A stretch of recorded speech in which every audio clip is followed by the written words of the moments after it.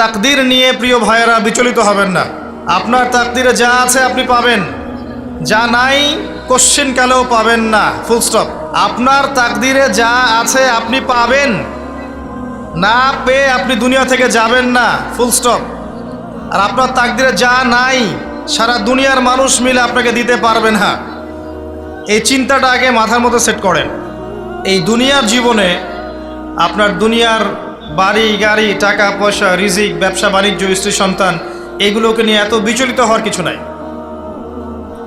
আপনার আমার তাকদিরে যা লেখা হয়েছে এর একটা দানা আপনি বেশি খেয়ে পৃথিবী থেকে যাবেন না। আর আপনার আমার রিজিকে যা আছে তার এক চুল রেখে আপনি দুনিয়া থেকে যাবেন না। এটাই চূড়ান্ত সত্য কথা। আপনি ঘুষ খান আর সুদ খান আর দুর্নীতি করেন আর মানুষের সম্পদ আত্মসাৎই করেন না কেন, যতটুকু লেখা আছে আপনার তাকদিরে এর বেশি আপনি কিচ্ছু পাবেন না।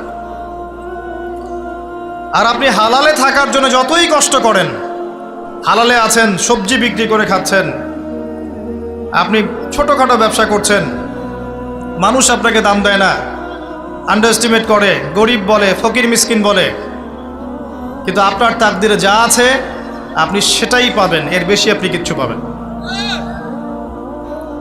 হুয়াল আউয়ালু ওয়াল আখির, আল্লাহ পাক প্রথম এবং আল্লাহই শেষ। কুল্লু মান আলাইহা ফান ওয়া ইয়াবকা ওয়াজহু রাব্বিকা যুল জালালি ওয়াল ইকরাম। প্রত্যেকটা বিষয় ফানা হয়ে যাবে, কিচ্ছু থাকবে না। এখন আপনি পৃথিবীতে যা দেখছেন এগুলোর কিছুই থাকবে না। প্রত্যেক মানুষ, প্রত্যেকটা জিন, প্রত্যেক উদ্ভিদ, প্রত্যেক এই প্রাণী, আকাশ, মহাবিশ্ব, গ্রহ নক্ষত্র, চন্দ্র সূর্য, সমুদ্র, পাহাড় পর্বত, বিশ্বনেতা, রাষ্ট্রনেতা, সমাজ নেতা, পরিবারের কর্তা, অর্থনৈতিক নেতা, সবাই মারা যাবে, সবাই শেষ হয়ে যাবে, কিচ্ছু থাকবে না। এই বিষয়টা আগে ভালো করে হজম করতে হবে যে আমরা এখানে থাকতে আসিনি, আমরা এই দুনিয়ায় থাকতে আসিনি, আমরা এখানে এসেছি চলে যেতে। যার মনের মধ্যে এই কনসেপ্ট থাকে সে কখনো আল্লাহ পাকের বিদ্রোহী হতে পারে না, সে কখনো আল্লাহ দ্রোহিতা করতে পারে না, কুফরি করতে পারে না, শিরক করতে পারে না, আল্লাহর অবাধ্য হতে পারে না। যার মনের মধ্যে এই চিন্তা বদ্ধমূল যে আমি এখানে থাকতে আসিনি, আমি এখানে মুসাফিরের মতো এসেছি, গাছের ছায়ায় বিশ্রাম নিচ্ছি, বিশ্রাম নিয়ে শেষ হবে চলে যাব। যারাই আল্লাহ দ্রোহিতায় লিপ্ত হচ্ছে, শিরিক করছে, বেদাত করছে, হারাম খাচ্ছে, ঘুষ খাচ্ছে, সুদ খাচ্ছে, জেনা করছে, আল্লাহ দ্রোহিতা করছে, আল্লাহর বিধানকে অস্বীকার করছে, তারা ইনডাইরেক্টলি ধরে নিয়েছে যে তারা মনে হয় পৃথিবীতে চিরকাল থাকবে। কারণ যদি কিয়ামতের মাঠের কথা তাদের স্মরণ থাকতো তারা কখনোই কাজগুলো করতে পারতো না, পারতো? এবার আসেন, আল্লাহ পাক কলম সৃষ্টি করে তাকদির লিখেছেন, অতএব তাকদির নিয়ে প্রিয় ভাইয়েরা বিচলিত হবেন না। আপনার তাকদিরে যা আছে আপনি পাবেন, যা নাই কোশ্চিনকালেও পাবেন না, ফুল স্টপ। আপনার তাকদিরে যা আছে আপনি পাবেন, না পেয়ে আপনি দুনিয়া থেকে যাবেন না, ফুল স্টপ। আর আপনার তাকদিরে যা নাই সারা দুনিয়ার মানুষ মিলে আপনাকে দিতে পারবেন না। এই চিন্তাটা আগে মাথার মধ্যে সেট করেন। এই চিন্তা যার মধ্যে ইনস্টল করা আছে সে আত্মহত্যা করে না কখনো, সে হতাশ হয় না কখনো, সে ভয় পায় না, আল্লাহর পথে চলতে গিয়ে পিছু পা হয় না, সে জালেমের সামনে মাথা নত করে না। যার মাথায় এই চিন্তা আছে যে আল্লাহ যা লিখেছেন এটা হবে, যা লিখেন নাই সারা দুনিয়ার মানুষ মিলে সেটা হবে না, সিম্পল। এর মধ্যে আল্লাহ পাক পরীক্ষায় ফেলবেন, ওই বিষয়টা ডিফারেন্ট। আমি অবশ্যই তোমাদেরকে পরীক্ষা করব ভয় দিয়ে, ক্ষুধা দিয়ে, সন্তানের কি ইন্তেকাল দিয়ে, ফসলের ক্ষতি দিয়ে, সম্পদের ক্ষতি দিয়ে আমি পরীক্ষা করব। কিন্তু যারা সবর করবে এবং যারা এই কনসেপ্ট রাখবে ইন্না লিল্লাহি ওয়া ইন্না ইলাইহি রাজিউন, এদেরকে আল্লাহ পাক প্রশংসা করেছেন, ইনশাআল্লাহ এরা সফল হবে। আল্লাহ পাক তাকদির লিখে ফেলেছেন, তাকদির নিয়ে টেনশন করবেন না, রিজিক নিয়ে টেনশন করবেন না। এখনকার যুব সমাজের সবচেয়ে বড় টেনশন রিজিক। একটা জব, একটা ভালো জব, একটা ভালো ব্যবসা, সে সিকিউরড লাইফ চাচ্ছে। রিজিক নিয়ে চিন্তা করবেন না, আপনার কাছে যে রিজিক আছে এটা আপনার কাছে আসবেই ইনশাআল্লাহ। হয়তো সময় লাগছে কিন্তু আপনার কাছে আসবে ইনশাআল্লাহ তাআলা। আপনি হালালের উপর থাকবেন, ন্যায়ের উপর থাকবেন, আপনি অন্যায় পথে রিজিক সার্চ করবেন না। আপনার তাকদিরে যে রিজিক আছে আপনার কাছে আসবে ইনশাআল্লাহ। এবার আসেন, আল্লাহ পাক এরপরে সৃষ্টি করেছেন মহাবিশ্ব, এই পুরো মহাবিশ্ব। তাকদির লিখার পরে মহাবিশ্ব কয় দিনে? ফি সিত্তাতি আইয়াম, 6 দিনে। মাত্র 6 দিনে আল্লাহ পাক পুরো মহাবিশ্ব সৃষ্টি করেছেন।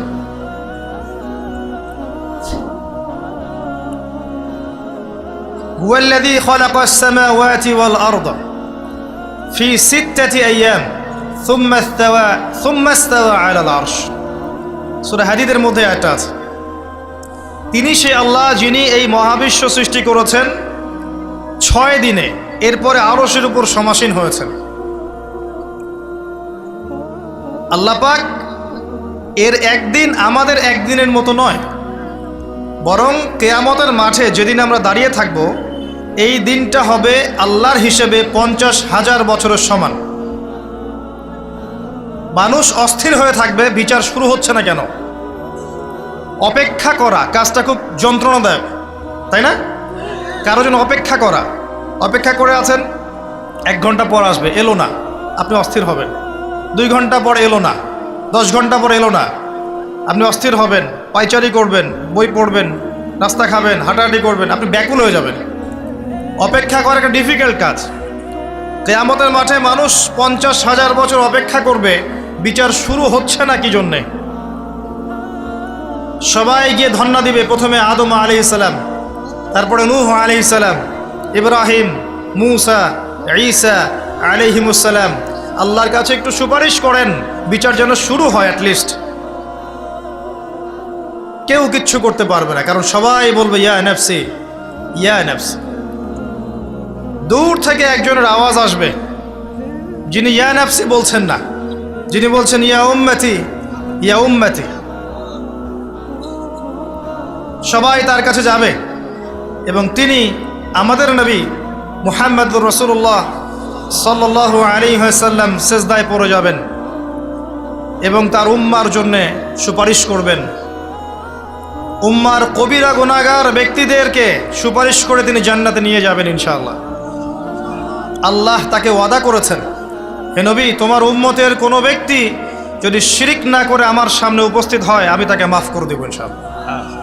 হাদিসে কুদসির মধ্যেও আছে যে হে আদম সন্তান, তুমি যদি দুনিয়ার সমান পাপ নিয়ে, আসমান জমিন সমান পাপ নিয়ে আমার সামনে দাঁড়াও, কিন্তু আমার সাথে কাউকে শরিক করনি, তাহলে আমি আল্লাহ তোমার সামনে আসমান জমিন সমান ক্ষমা নিয়ে উপস্থিত হব ইনশাআল্লাহ। শোনেন, 1000-999 জন মানুষ জাহান্নামে যাবে, প্রতি 1000-999 জন মানুষ জাহান্নামে যাবে। সহিহ বুখারীর হাদিস 4 বার এসেছে। এখানে ইকুয়েশনটা এমন না যে ম্যাথামেটিক্যালি ক্যালকুলেট করতে হবে, এমন নয়। এটা দিয়ে আধিক্য বোঝানো হচ্ছে, বেশিরভাগই জাহান্নামে যাবে। এই কথা আল্লাহ পাক কিন্তু সূরা আরাফের মধ্যেও বলেছেন 179 নম্বর আয়াতে, ওয়ালাকাদ যারা'না লিজাহান্নামা কাসীরাম মিনাল জিন্নি ওয়াল ইনস। একই বিষয়ে কোরআন হাদিস পরস্পর মিলে যায়। এখানে একটা বিষয় বুঝতে হবে, আল্লাহ পাক বলেছেন সূরা নিসার মধ্যে, ইন্নাল্লাহা লা ইয়াগফিরু আন ইউশরাকা বিহি ওয়া ইয়াগফিরু মা দুনা যালিকা লিমান ইয়াশা। আল্লাহ পাক তার সাথে শিরকের গুনাহ মাফ করবেন না, এছাড়া যে কোনো গুনাহ আল্লাহ পাক যাকে ইচ্ছা মাফ করতে পারেন। তার মানে যে বেশিরভাগ মানুষ জাহান্নামে যাচ্ছে তাদের আমল নামায় কোন পাপ থাকতে পারে? কথা বোঝা যাচ্ছে কি? নিঃসন্দেহে তাদের আমল নামায় শিরকের পাপ থাকবে। এটা বুঝতে আপনাকে পিএইচডি করার দরকার নাই। আল্লাহ পাক শিরক ব্যতীত যে কোনো পাপ যাকে ইচ্ছা মাফ করতে পারেন। তার মানে তারা জাহান্নামে যাচ্ছে বিকজ অফ শিরক। আমাদের মুসলিমরা এখন শিরক বোঝে না, অমুসলিমরা তো শিরক করেই। যেমন কেউ বলছে ওয়াকালাতিল ইয়াহুদ উযাইরুন ইবনুল্লাহ, ইহুদিরা বলছে উযাইর আল্লাহর সন্তান, নাউযুবিল্লাহ, শিরক। অথচ ওরাই এখন বিশ্বকে রুল করছে, তাই না? ওয়াকালাতিন নাসারা আল মাসীহ ইবনুল্লাহ, নাসারা বলছে যে ঈসা ইবনে মারইয়াম আল্লাহর সন্তান, তাই না? অথচ ওই সভ্যতাই এখন বিশ্বকে রুল করছে। যালিকা কাউলুহুম বিআফওয়াহিহিম, এটা ওদের মুখের কথা, এটা জাস্ট মুখের কথা। আবার অনেক সময় দেখা যায় যে আল্লাহকে বাদ দিয়ে আমরা মাধ্যম পূজাও করছি। অমুসলিমরা তো শিরক করছেই, যারা মুসলিম তারা দেখবেন আল্লাহকে বাদ দিয়ে মাধ্যম পূজা শুরু করেছে। মাজারের পূজা করছে, কবরের পূজা করছে, মৃত ব্যক্তির ওসিলায় পার পাওয়ার চেষ্টা করছে। মুসলিম থেকে দেখবেন তাকদীরকে অস্বীকার করছে, আল্লাহর হালালকে হারাম করছে, আল্লাহর হারামকে হালাল করছে। মুসলিম থেকে দেখবেন যে হাতে একটা আংটি পরেছে, ভাই কী জন্য পরেছেন? এই রোগ ভালো হবে আমার। গলায় একটা বালা ঝুলিয়েছে, কোমরে একটা মাদুলি, ভাই এগুলো কেন? যে এগুলোতে রোগ ভালো হবে। মুসলিমদের কথা বলছি, অমুসলিমদের কথা বাদ দেন। যারা বলছে আল্লাহর সন্তান আছে ওদের কথা তো বলার দরকার নেই আমাদের, কারণ এগুলো স্পষ্ট শিরক। তবে এতটুকু বলি যে 25শে ডিসেম্বরে যারা বলেছে মেরি ক্রিসমাস, বলেছে না? 25শে ডিসেম্বর যারা বলেছে মেরি ক্রিসমাস মুসলিমদের মধ্যে, এরা স্বীকার করে নিয়েছে যে ওই দিন আল্লাহ রাব্বুল আলামিন ঈসা আলাইহিস সালামকে জন্ম দিয়েছেন। নাউযুবিল্লাহ, নাউযুবিল্লাহ মিন যালিক। আর এটা এত বড় একটা কথা, এই কথা যদি আসমান জমিন আর পাহাড় শুনে রিয়্যাক্ট করতে পারতো, থরথর করে কেঁপে ভেঙে যেত এরা। সূরা মারিয়ামের শেষের দিকে পড়ে দেখেন, ওয়াকালু ইত্তাখাযার রাহমানু ওয়ালাদা লাকাদ জি'তুম শাইআন ইদ্দা তাকাদু আস-সামাওয়াতু ওয়াল আরদু ইয়াতাফাত্তারনা মিনহু ওয়া তানশাক্কুল আরদু ওয়া তাখিররুল জিবালু হাদ্দা। পড়েন অর্থটা। আসমান জমিন পাহাড় যদি এই কথা শুনে রিয়্যাক্ট করতে পারতো, এরা চৌচির হয়ে যেত। এত বড় একটা কথা বলেছো তোমরা যে ঈসা আলাইহিস সালামকে আল্লাহ পাক জন্ম দিয়েছেন, নাউযুবিল্লাহ।